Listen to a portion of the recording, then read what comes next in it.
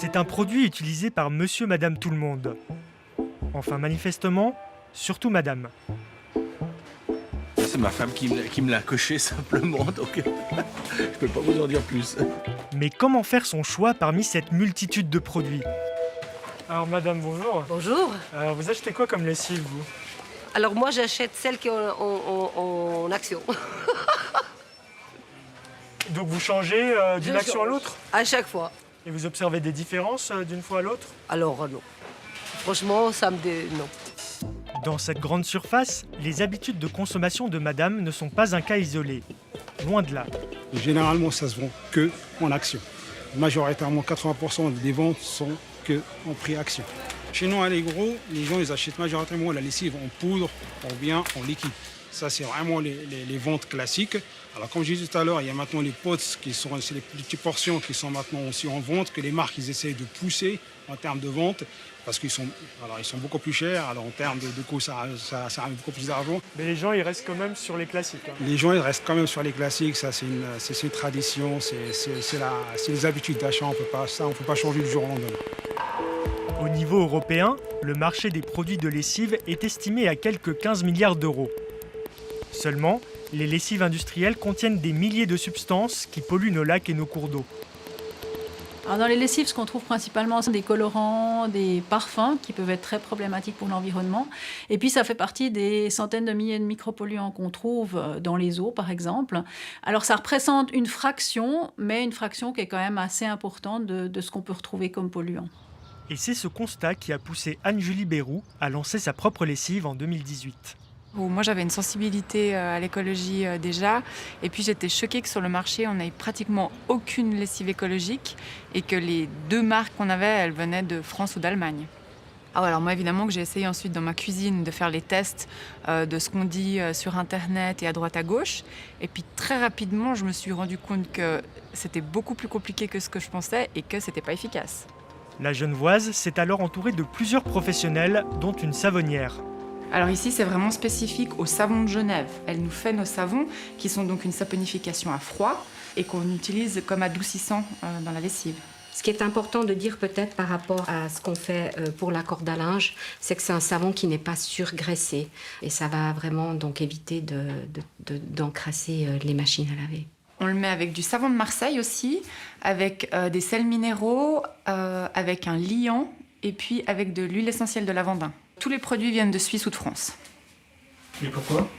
Parce que le but, c'est de faire un circuit court et puis de prôner l'économie circulaire. La suite du processus se déroule également dans le canton de Genève, à Plan-les-Ouates, chez Pro.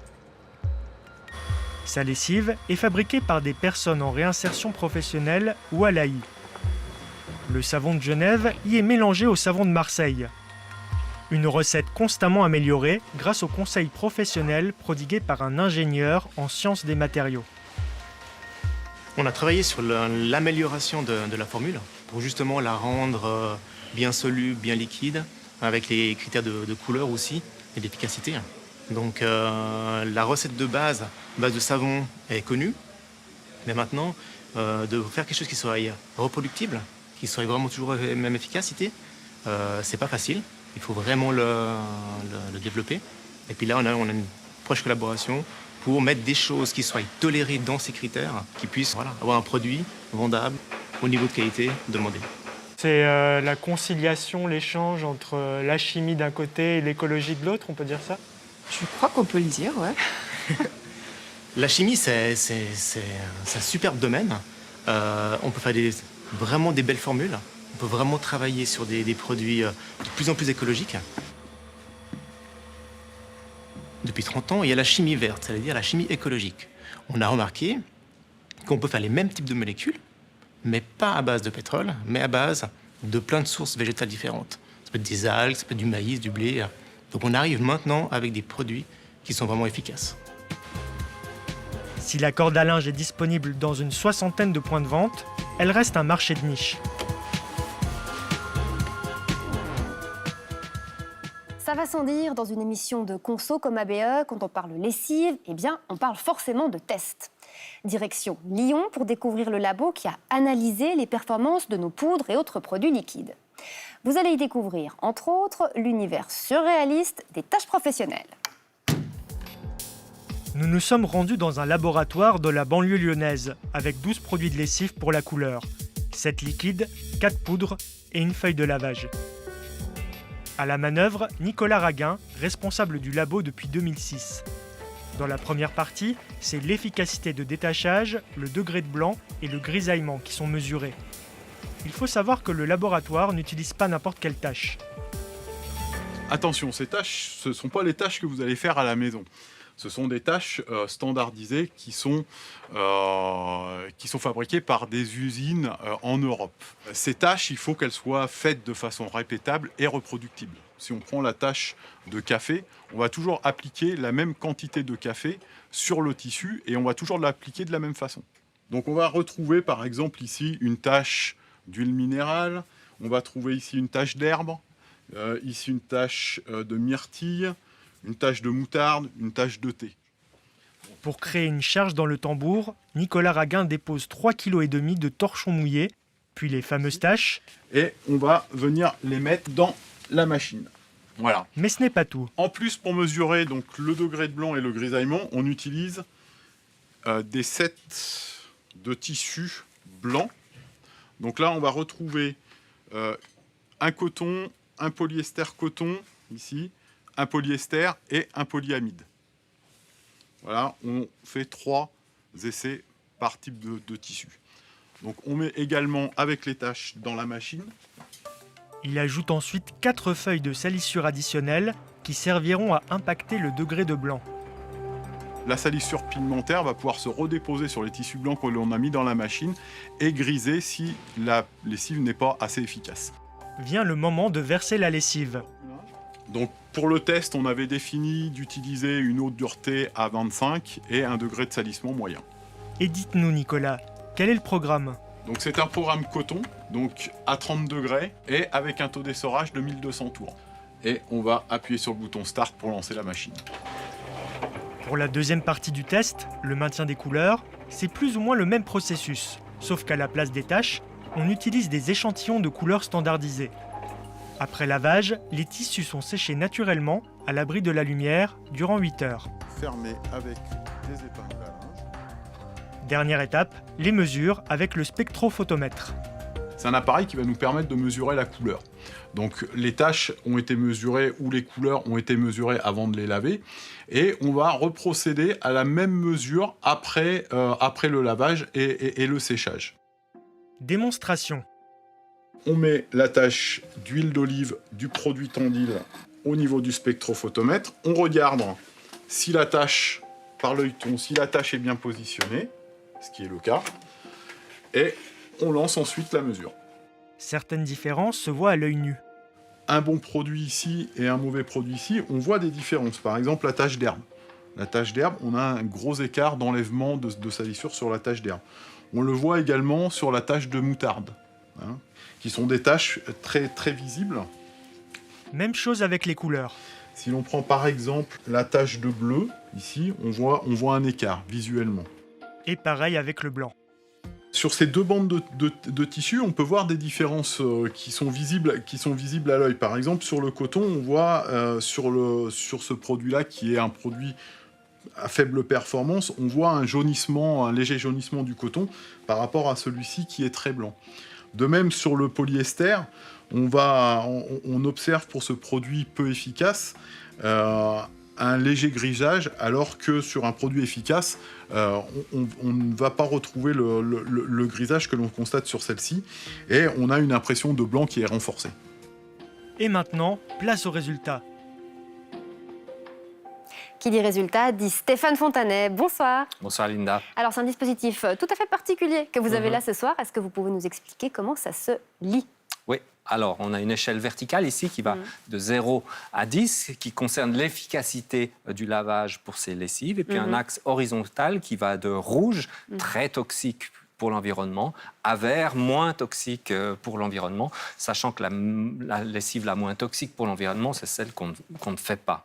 Cet axe a été établi sur la base des fiches de sécurité que chaque producteur de lessive doit fournir.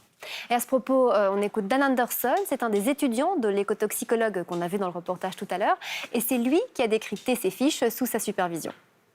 Ce qu'il faut savoir sur les fiches de sécurité, c'est que ce n'est pas une liste d'ingrédients. Donc toutes les substances n'apparaissent pas dedans et que c'est finalement uniquement les substances qui sont potentiellement dangereuses, soit pour l'homme, soit pour l'environnement, qui apparaissent dedans. Du coup, en fait, dans le classement, chaque substance, je les ai classées selon 4 classes d'écotoxicité, la plus faible étant pas ou peu écotoxique. Après, il y a la classe modérément écotoxique, la classe écotoxique et la classe très écotoxique.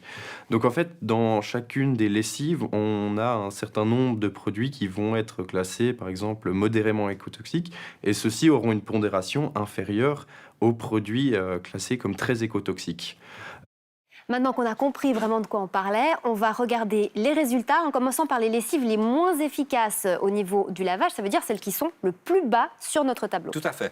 Alors, on va commencer avec la corde à linge. Elle obtient 5,6, c'est sa note d'efficacité. Et puis ici, on voit deux vues qui veulent dire que c'est la lessive qui est le moins toxique pour l'environnement. Alors, concernant la corde à linge, on peut dire que globalement, elle n'est pas assez efficace. Elle a des problèmes dans le traitement des taches, dans le grisaillement du linge, mais on le voit, c'est celle qui est le mieux située point de vue écologie. Ouais, la corde à linge dont on a beaucoup parlé dans le reportage tout à l'heure. On trouve ensuite Blue, les fameuses lingettes Blue, les feuilles Blue. Performance de lavage insuffisante aussi, particulièrement sur les taches. Elle est aussi relativement peu écotoxique. On grimpe maintenant d'un cran au niveau de l'efficacité du lavage. Exactement, on passe à 6,8 avec EcoPower de la Migros. C'est une des 3 plus néfastes pour l'environnement, malgré les promesses de son nom, EcoPower. On trouve ensuite 2 produits achetés à la Coop, Homo et Coop prix garanti, qui obtiennent les deux 6,9. La différence entre ces 2 produits sont très proches point de vue efficacité. La différence, c'est que celui-là, remis à la dose, coûte 52 centimes à la dose et celui-ci coûte 11 centimes à la dose. Sacrée différence, effectivement. Après, ça devient plus intéressant parce qu'on a des produits qui sont plus efficaces au niveau du lavage et puis aussi meilleurs par rapport à l'environnement. Oui, tout à fait. Il se trouve de ce côté-là du classement. Eld Color. Alors, Eld Color est la première qui est classée bonne, mais par contre, elle a un petit problème sur les couleurs. C'est celle qui est le plus chère, 89 centimes ramenée à la dose de lessive. Persil Eco Color Gel, 7,7 sur 10. C'est la 3e plus écologique ou moins toxique, comme on veut l'entendre. Et puis Formil, qui est un produit de chez Lidl. Elle est très bonne pour les taches et c'est une des 2 moins chères à 12 centimes la dose. Et puis on arrive maintenant aux lessives les plus efficaces en termes de lavage qui vont être tout en haut de notre tableau. Oui, tout en haut, si je retrouve mes fiches, tout en haut, on va retrouver Denner Color, 8,8. Par contre, elle est très nettement parmi les lessives les plus écotoxiques de notre panel. Et puis, on va aussi trouver, si je la retrouve, le produit Tandil de chez Aldi. De chez Aldi, exactement. Par contre, elle a aussi meilleure note, mais problème d'écotoxicité aussi. Ouais, donc en gros, quand ça lave très bien, c'est pas très bon pour l'environnement. Et puis quand c'est meilleur pour l'environnement, ça ne lave pas très bien, malheureusement. 2 absents quand même de ce tableau, Ariel et Total. Oui, alors Ariel, on a écrit à Procter & Gamble plusieurs fois pour obtenir cette fameuse fiche de sécurité. On n'a jamais reçu même de réponse sur ce produit-là, donc on l'a retiré de ce classement. Et puis Total, le test a été fait à 30 degrés et le produit qu'on avait retenu n'était utilisable qu'à partir de 40 degrés. Ouais, produit disqualifié, donc c'est intéressant de savoir qu'il y a des lessives qui ne nettoient pas à 30 degrés. Merci beaucoup Stéphane, très bonne soirée à vous. Et tous ces résultats, évidemment, sont disponibles sur notre site abe.ch. La lessive, le tambour, ça donc c'est clair pour tout le monde. Ce qu'il est un peu moins, c'est ce qui se passe après votre machine. Les résidus ruissellent dans les eaux usées, ils arrivent à la steppe et là, c'est le début de la chasse aux micropolluants. Une fois la lessive effectuée, l'eau usée continue sa course dans les canalisations direction la station d'épuration. Et là, l'enjeu, c'est de pouvoir traiter au mieux les micropolluants. Les micropolluants, ce sont des substances chimiques qui proviennent notamment des médicaments, des pesticides, des cosmétiques et des lessives. De faibles concentrations de micropolluants suffisent à affecter la reproduction des poissons, endommager le système nerveux d'animaux aquatiques ou entraver la photosynthèse des algues. Ils sont aussi susceptibles d'avoir des effets néfastes sur l'être humain. La station d'épuration de Panta. Ici sont traitées les eaux usées de 7 communes du Gros de Vaud, l'équivalent de 15 000 habitants. C'est la première steppe du canton à avoir été équipée d'un filtre à charbon actif en 2018. Et pas la dernière, comme nous le confirme Florence Daple.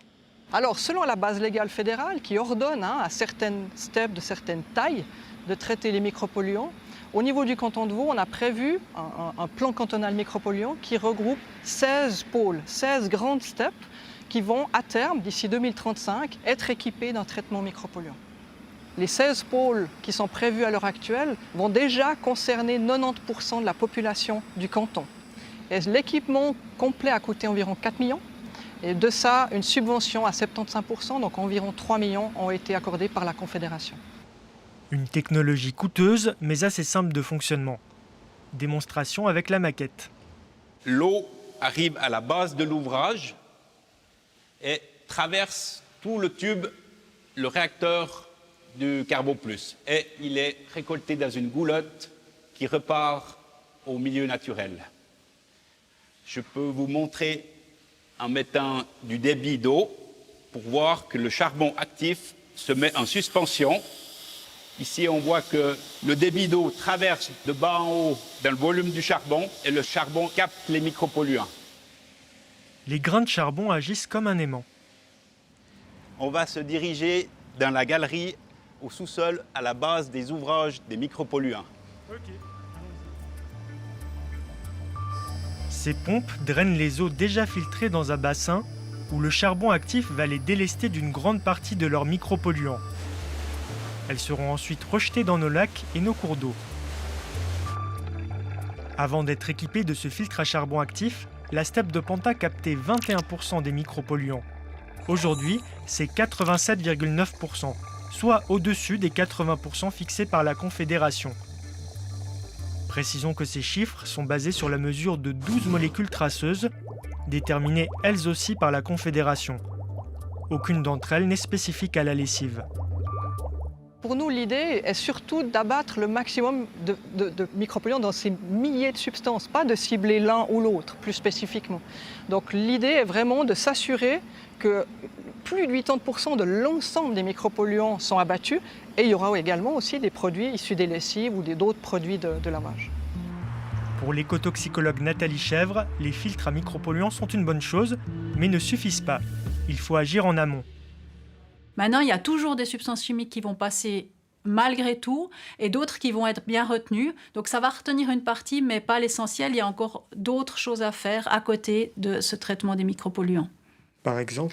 Alors, par exemple, déjà, réduire l'utilisation de ces substances au jour le jour. Ça, c'est la première chose à faire. On parle souvent d'interdire les pesticides. Enfin, on a voté là-dessus. On parle d'utiliser moins de médicaments. Ben, c'est pareil pour toutes les autres substances, que ce soit cosmétiques, que ce soit les lessives dont on parle. Là, c'est les utiliser moins ou d'en mettre moins aussi. Ça, c'est la première chose. Et puis, la deuxième chose, c'est de traiter aussi à d'autres moments sur le réseau et pas seulement en sortie de station d'épuration. On peut la boire ? Non, je ne vous conseille pas. Si vous voulez la boire, il faudrait la cuire. Si je vous dis homolave plus blanc, que blanc, évidemment. La lessive, c'est aussi tout un monde de marketing, un produit pas très sexy, mais qui parfois a été vendu de manière extraordinaire par les publicitaires. On se fait plaisir avec un décryptage de quelques vidéos cultes.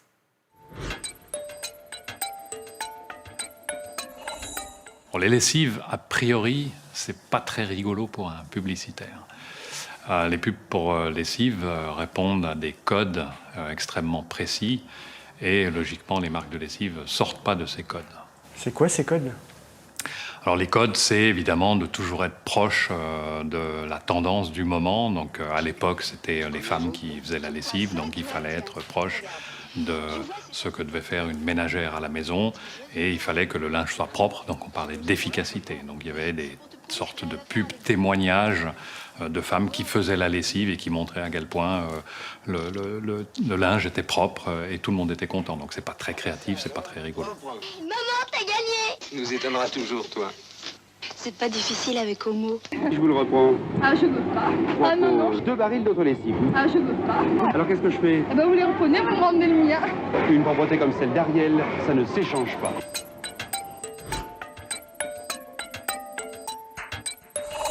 Et puis, tout d'un coup, il y a des pépites. Bon, ça fait 70 ans qu'on voit des pubs de lessive.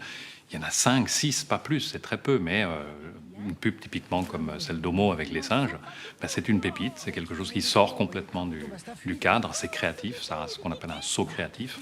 Et puis dans le cas précis, ça a marché, ce qui est d'ailleurs assez extraordinaire. Oh, so bonocline, et so doudou lo coteau. Bravo, mon micro. Gros crâne de poulon. Oh, mon micro, lo tutti rikiki, mouse costo. Mais ce qui est étonnant, c'est qu'au départ, l'idée n'était pas de mettre des singes. Donc, ils ont créé un langage et ils ont fait des tests, parce que dans ces grandes entreprises, ils pré-testent tout. Et puis, ça devait être joué par des humains. Et puis, les tests ont montré que, en fait, ça marchait pas, que les gens pensaient qu'on se moquait des gens. Non, bébé, hein. Calmina, Malovigno. Non, mais c'est crâne de poulon. Qui Homo, force et tendresse. Et Crapoto, bastafoué. Et puis les créatifs ont dû chercher une solution et ils ont remplacé les humains par des singes et tout d'un coup ça a marché. Donc c'est une créativité qui est née d'une mauvaise idée de départ et qui est devenue une idée géniale. Bonux, le cadeau Bonux, ça a été quelque chose qui est... D'ailleurs on dit toujours le cadeau Bonux. Le cadeau dans le Happy Meal de McDo, il est venu après. L'origine c'est une lessive où ils ont mis les cadeaux dedans. C'est phénoménal. Allez, le voilà ton cadeau Bonux. Ouais!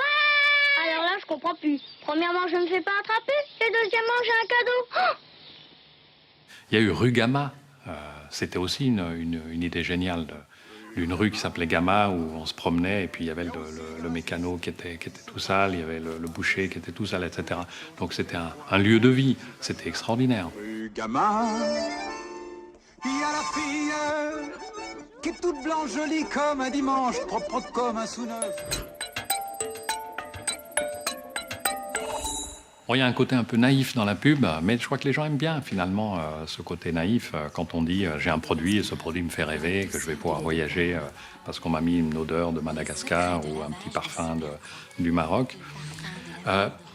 C'est un petit peu comme des contes de fées. On sait que c'est pas vrai, mais ça fait plaisir. Et puis il y a une espèce de mémorisation du message, de l'image ou de l'odeur qui est associée. Et puis quand on arrive dans le magasin, dans le supermarché, le geste est d'aller vers une marque parce que ça crée de la confiance, c'est clair. Nous vous souhaitons un agréable lavage. Grâce à Supercroix Secret d'ailleurs Bulle, un concentré d'efficacité et de parfum à la fleur de Moneuil, jamais votre linge n'est parti aussi loin. Le génie d'une pub, c'est quand le public, les humoristes, les acteurs, les journalistes reprennent la pub. La plus belle histoire, c'est celle de Homo avec l'AF plus blanc. Coluche qui reprend une pub pour en faire un sketch. Ça a traversé le temps. Ça, c'est un coup de génie. Ah, il est bien, le nouvel Homo. C'est celui qui lave encore plus blanc. Moi, j'ose plus changer de lessive. J'ai peur que ça devienne transparent après. Chassieux blanc, moi, je sais ce que c'est comme couleur. C'est blanc. Moins blanc que blanc, je me doute. Ça doit être gris clair. Mais plus blanc que blanc. Qu'est-ce que c'est comme couleur? C'est nouveau, ça vient de sortir. Ah bon? Alors, ça va. Enfin, depuis maintenant un certain temps, on a évidemment les grands sujets de société, que sont l'égalité homme-femme. Le lessivier ne va pas être force de proposition.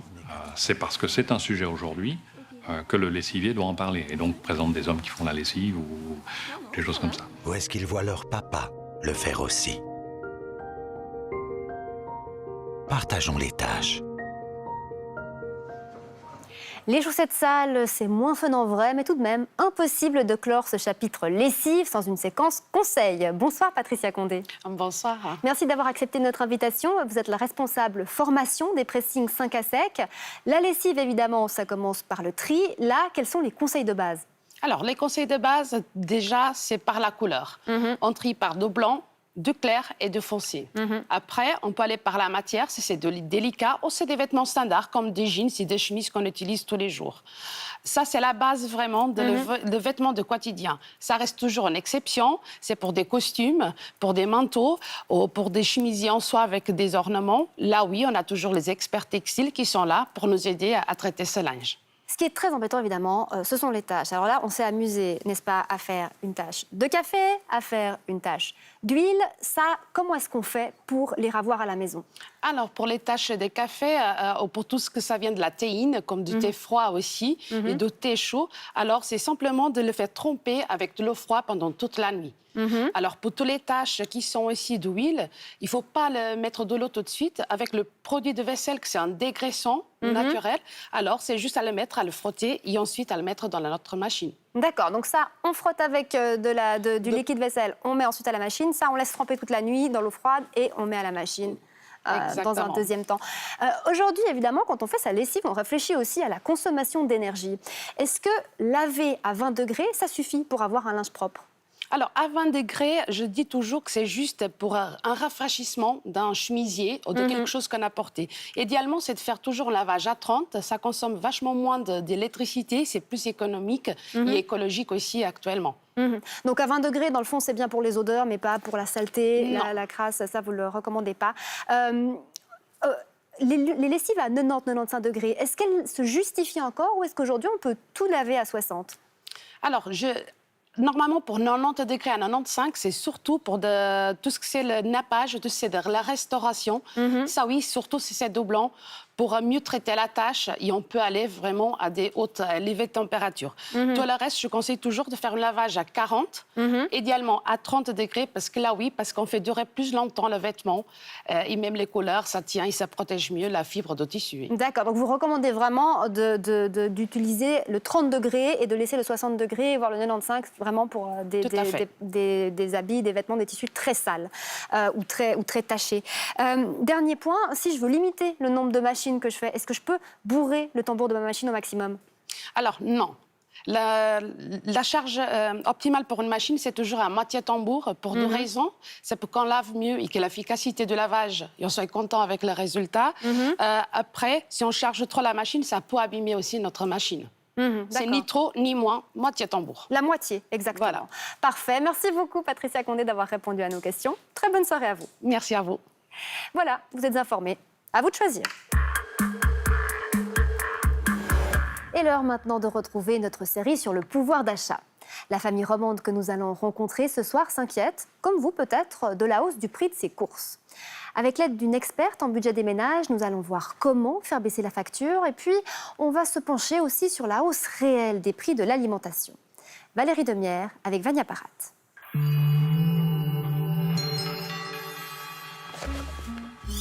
Vanessa vit avec son mari Michael et leur fille Amara à Cortaillot dans le canton de Neuchâtel. Elle travaille à 80% comme conseillère à la clientèle, lui à 100% en tant qu'agent de déchetterie.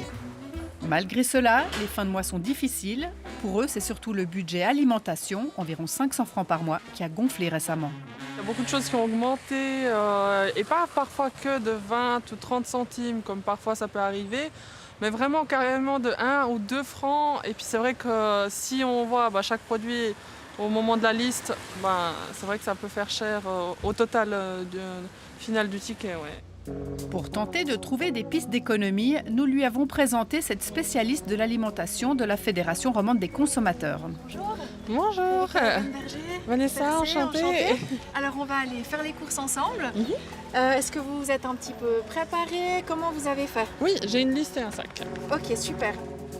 Faire la liste des achats, cela permet d'avoir l'esprit libre dans les rayons pour comparer, observer les prix, dénicher des actions, peut-être changer d'avis. Au final, acheter juste et éviter le gaspillage alimentaire. Une vingtaine de minutes plus tard, le chariot est rempli. Alors Vanessa, comment ça s'est passé? C'était super. Un peu plus long que d'habitude, mais sinon ça s'est super bien passé. J'ai pu poser justement des questions par rapport à des produits où j'avais des doutes. J'ai même eu un produit où justement j'ai changé parce qu'on a comparé les étiquettes. Mais j'ai vu que la différence serait à peu près d'une dizaine de francs. Une dizaine de francs sur une addition de 91 francs, c'est déjà ça. Mais les économies de Vanessa pourraient être plus substantielles encore, par exemple en consommant moins de viande. Là où on a un petit peu plus eu des discussions, c'est par rapport aux boissons en bouteille, typiquement le coca, etc. La question de la viande, de la charcuterie, donc consommer moins, de regarder si on peut remplacer par d'autres sources de protéines, fromage, légumineuses, etc. Et puis, on a beaucoup parlé des actions. On a regardé les actions et on s'est dit, tiens, est-ce que vraiment si j'achète cette action, je vais vraiment la consommer? Parce qu'on sait que le gaspillage alimentaire, ça coûte cher dans le budget du consommateur. Alors est-ce que vraiment je vais pouvoir profiter de cette action jusqu'au bout? Acheter moins de boissons en bouteilles, moins de viande et faire attention au gaspillage alimentaire. La FRC a fait le calcul, cela permet des économies pouvant aller jusqu'à 1 200 francs par personne par année. À la RTS, on a développé un outil pour monitorer le prix d'une centaine de produits Coop et Migros depuis le mois de mai. Objectif, déterminer ce qui augmente et dans quelle mesure. On peut considérer qu'il y a une augmentation de l'ordre de 1,5% sur un panier type, c'est-à-dire qu'un panier qui faisait 266 francs avant fait aujourd'hui 270 francs à peu près. On ne peut pas vraiment parler d'inflation galopante sur l'alimentation. Il y a quelques produits qui ont particulièrement augmenté. Les produits laitiers ont pris de quelques centimes, de 1 centime à quelques centimes, plus globalement. La viande, et notamment la dinde, a augmenté. Et puis après, les fruits et légumes, les fruits de saison, mais qui sont soumis à des variations annuelles. Une aubergine coûte moins cher en juin qu'au mois d'octobre, donc fatalement. Et puis, il y a des produits qui ont baissé également, comme par exemple le saumon. En ce moment, il a baissé. Et puis, les sticks de poisson. Voilà, les gens ne voient pas forcément les baisses. Ils ont l'impression que tout augmente, mais il y a des baisses aussi. Pourtant, dans la population, le sentiment d'une inflation généralisée est bien présent. Parce qu'en fait, c'est quelque chose de très subjectif. Il y a l'inflation perçue, c'est un outil statistique qui existe et qui montre qu'en cas d'inflation, justement, les gens ont tendance à surestimer l'inflation qui existe vraiment et à avoir l'impression que leur pouvoir d'achat baisse et que tous les prix augmentent. En réalité, en Suisse, c'est vraiment les primes maladie ont augmenté, les coûts de l'énergie ont fortement augmenté, mais pour l'instant, sur l'alimentation, on n'en ressent pas encore vraiment les conséquences. Pour l'instant, mais des augmentations sont attendues. Prenez cette chaîne de Tiroum, on y utilise chaque année 450 tonnes de farine, 15 tonnes de sucre, 50 tonnes de beurre suisse. L'augmentation du prix des matières premières est désormais intenable. Clairement, depuis la fin de l'été, quasiment toutes nos matières premières commencent à augmenter. C'est la farine qui augmente autour de 10%. On peut citer le sucre, plus 20%. Le café, plus 20%, le beurre, plus 6%, les produits laitiers en général. Donc voilà, c'est quasiment tous nos produits, toutes nos matières premières qui augmentent. Vient s'ajouter encore l'augmentation du prix de l'énergie, plus 35% ici. On se prépare donc à répercuter cela sur les prix. Il n'est pas question qu'on touche à la qualité, d'avoir des matières premières moins qualitatives. Donc on va être obligé clairement d'augmenter nos prix. Donc on travaille dessus actuellement. Alors, ça pourrait être par exemple pour le café 10 centimes de plus sur le café. Ou pour un sandwich, ça peut monter jusqu'à 20 centimes par exemple. Avec toujours le risque que le client ne suive pas, parce qu'une augmentation de prix, le client, c'est le client au final qui décide. Donc voilà, on n'est pas sûr de compenser toutes les pertes de marge. Comment Vanessa et Michael vont-ils gérer ces futures augmentations? Nous leur avons présenté ces cartes qui représentent tous les postes d'un budget. Alors, dans quoi vont-ils couper? Je dirais surtout celle de restaurant, loisirs. T'en penses quoi? Peut-être aussi les vacances. Oui, voilà. Un peu aussi les vacances, malheureusement. Les vacances, on ira peut-être juste en été dans notre famille au Portugal et puis que par rapport au resto, restreindre également, plus ou faire à la maison ou commander. Je suis assez d'accord, on a des idées assez communes, donc on n'a pas le choix. Ce monitoring des prix par produit, vous le retrouverez donc dès ce soir sur le site rts.ch/inflation. Et le plaisir maintenant d'accueillir celle qui décryptera désormais l'actu conso dans cette émission. Bonsoir Elisa Cacharo. Bonsoir. Merci de nous avoir rejoints. Et alors vous êtes venue avec tout un tas de produits. Oui, alors déjà je vous ai amené des produits à base de noix de coco qui proviennent de Thaïlande. Ouais, Aroidé et des produits Shaoko. Alors, j'ai pas acheté ces marques par hasard. Il se trouve qu'elles ont été dénoncées pour maltraitance, pas sur des humains, mais sur des singes. Je vous laisse jeter un œil à ces images. Ah oui. C'est assez stupéfiant, hein. Même si ces images, elles ne sont pas toutes récentes, puisque l'association de défense des animaux PETA les a publiées en 2020 déjà. Oui, l'association avait dénoncé le fait que des singes en Thaïlande donc, sont enlevés de leur milieu naturel pour être enchaînés en permanence, et ceci dans le but d'être formés pour récolter des noix de coco. Et ça fait débat aujourd'hui en Suisse. Oui, alors ça ne convient pas au Conseil national. Lors de la dernière session, une motion a été acceptée pour que l'utilisation des singes, s'il y en a, soit mentionnée sur les produits importés en Suisse. Et le Conseil des États doit encore se prononcer sur cette motion. Ça, c'est la discussion polémique. Les marques pointées du doigt, maintenant, qu'est-ce qu'elles répondent? Alors, elles ont réfuté ces accusations dans la presse internationale. N'empêche que des dizaines de milliers de magasins à travers le monde ont décidé de retirer ces produits de leur vente. Mais pas tous, visiblement. Oui, alors il en reste, par exemple, chez Denner, j'ai trouvé ce lait de coco Shaoko. L'enseigne n'a pas souhaité encore prendre de mesures parce que pour l'instant, il n'y a pas de dénonciation officielle.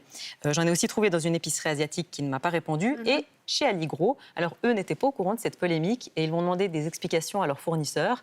J'ai aussi contacté l'association PETA qui maintient fermement ces accusations. D'ailleurs, en ce moment, l'association est en train de préparer la suite de cette enquête avec de nouvelles images. Affaire à suivre. Donc, à côté de ça, vous nous avez aussi amené toute une série de courges. C'est la saison. Eh ouais, en tarte, en soupe ou comme décoration pour Halloween. On a l'embarras du choix en ce moment, mais dites-moi, lesquelles vous utiliseriez, vous, pour la cuisiner? Ah bah moi, j'aime bien la butternut, donc je pense que je prendrais celle-ci. Alors, je vous le déconseille. Parce que celle-ci, donc, c'est la butternut, effectivement, bien connue. Mais celle-là, c'est une coloquinte ornementale et elle est toxique. Pareil, par exemple, pour ces deux-là, difficile de distinguer les comestibles des autres. Et si on se trompe, attention, parce que là, il y a un risque d'intoxication avec tout un tas de symptômes, diarrhée, crampes d'intestin, crampes intestinales, vomissements, vertiges, enfin bref, c'est la fête.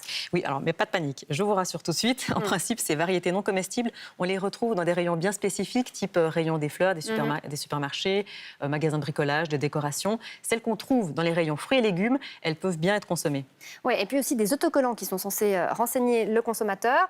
Donc si je regarde celle-ci que vous aviez achetée à la COP, c'est écrit dessus, coloquinte, courge ornementale, non comestible, enfin c'est très clair. Si on prend celle-ci, par contre, que vous aviez achetée à la Migros, la seule mention, c'est Tierkurbis. Alors, évidemment, ça veut dire courge d'ornement, mais enfin, si on ne parle pas particulièrement bien l'allemand, on ne le comprend pas forcément. C'est clair. Mais il y a un truc qui ne trompe pas, c'est le goût. Si vous la cuisinez et qu'elle a un goût amer, c'est que vous pouvez vous en débarrasser tout de suite. Une courge, ça doit avoir un bon goût de courge et c'est tout. Et de la casserole, eh bien, on va passer au radiateur avec un sujet de préoccupation en ce moment. C'est ce projet du Conseil fédéral de limiter la température à 19 degrés dans les logements qui sont chauffés au gaz en cas de pénurie. Oui, alors du côté des locataires, on estime que 19 degrés, c'est un peu limite pour les personnes fragiles. Et on souligne aussi la difficulté d'équilibrer cette température dans tous les appartements d'un immeuble. Ce ne serait pas tout à fait équitable. Ouais, question assez centrale. Et pour y répondre, vous êtes allé trouver Joël Lazarus. Il est ingénieur, spécialiste des économies d'énergie dans les bâtiments. Là, sur cette installation, on voit qu'il y a 3 groupes différents avec des besoins différents. Là, on a les arcades qui sont plutôt des commerces, orés. Puis après, on a 2 zones pour les appartements. Le groupe nord, qui est un peu plus défavorable en termes de physique du bâtiment, et le groupe sud, qui se retrouve plus ensoleillé. Donc, on sera obligé de régler le chauffage en fonction de l'appartement le plus défavorable. Donc là, on va baisser d'1 degré pour l'ensemble des locataires. C'est ce que je viens de faire maintenant. Donc là, l'ambiance va baisser d'1 degré, mais on ne sait pas vraiment si elle est à 21, à 23 ou à 20. Voilà, les appartements en attic seront peut-être un petit peu défavorables par rapport au centré. Donc c'est pour ça que baisser d'1 degré, c'est facile. De régler 20 ou 19 chez tout le monde, ça sera un petit peu plus compliqué à cause de ces problèmes d'équilibre hydraulique et de physique du bâtiment. Donc des locataires pas contents avec ça et des propriétaires pas contents non plus. Oui, pour les propriétaires, il y a en plus la crainte de demande de réduction de loyer pour défaut de bien. Un défaut de bien, c'est par exemple un appartement trop froid. Et à ce propos, on retrouve Joël Lazarus. La problématique, c'est que quand on va baisser le confort des gens remarquent la baisse de confort à partir d'1 quart de degré. Donc c'est clair qu'1 degré d'un coup va générer des réclamations. Et puis ce qui va faire que la démarche sera peut-être moins durable dans le temps. Puis une fois on s'éloignera de la pénurie, on risque de revenir à pire qu'avant. Donc c'est pour ça qu'on préfère faire une optimisation sur 3 saisons de chauffe pour vraiment trouver les bons réglages qui vont satisfaire et les locataires et augmenter l'efficacité du bâtiment. Là, on est devant un bâtiment qui a fait 18% en 1 année et demie d'économie grâce à du réglage. Donc c'est vrai que si on s'y prend beaucoup plus tôt, on peut vraiment réussir à économiser du gaz sans toucher au confort des occupants. C'est juste que ça prend un peu plus longtemps que les 3 mois qu'on a jusqu'à cet hiver pour réduire la consommation. Ouais, et puis on précise encore qu'il faudra attendre quelques jours, voire quelques semaines pour savoir si le Conseil fédéral décide effectivement d'imposer ce plafond des 19 degrés. Avant de se quitter, on va parler encore prime maladie, ou plutôt comparateur de primes. Il y a 3 semaines, ABE révélait que certains sites n'étaient pas fiables, qu'ils se faisaient passer pour des comparateurs sans lettres. Et aujourd'hui, alors, ce qui fleurit, ce sont les pseudo-sites officiels de la Confédération. Oui, alors pour rappel, l'adresse du site officiel de la Confédération pour le comparateur, donc c'est primeinfo.admin.ch. Et l'équipe de RTS Info a constaté que les sites caissemaladie.ch et bonus.ch titraient leur page de comparateur avec le mot prime info. On trouve aussi dans l'adresse d'un autre site suisse allemand les termes admin.ch qui correspondent d'habitude au portail officiel de la Confédération. Résultat de tout ça, si on tape prime info dans Google, eh bien ce n'est pas forcément le comparateur officiel qui apparaît dans les premiers résultats de recherche, donc soyez vigilants. Des singes exploités aux assurés qu'on prend pour des blaireaux. C'était votre regard sur l'actualité. Merci beaucoup, Elisa. Merci. À bientôt.